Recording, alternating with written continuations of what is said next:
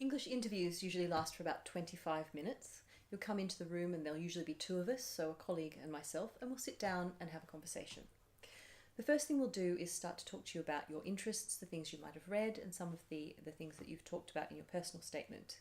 And then later on in the interview, we'll give you an unseen text and ask you to read through it and then, in your own time, give us your interpretation. So our interview tries to follow the model of a supervision in that we keep our questions very open-ended. We're not interested in asking you for facts and getting fact-based answers. What we're interested in is the way that you think through the processes of interpretation and judgment that are required for literary criticism.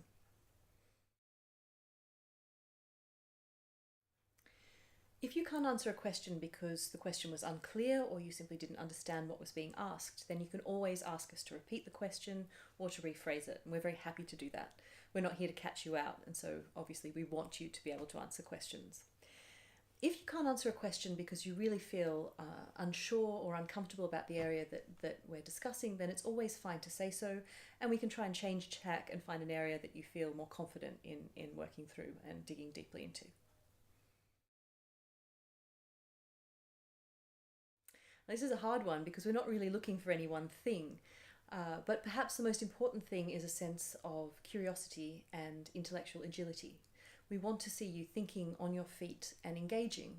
And keenness to engage really is important because literature and the way that it's taught, certainly at Downing and more broadly at Cambridge, is an interaction between the text, you as reader, your supervisor, and your peers. The simple answer is that you should be reading, and you should be reading as much as you can. But of course, we don't want you to be reading out of a sense of obligation or a sense of even panic.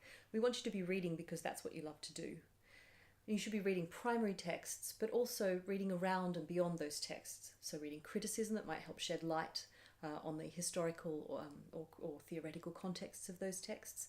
And then also reading beyond literature. Read politics, read some philosophy, music criticism, anything that you're interested in that furthers and broadens your intellectual horizons is very useful.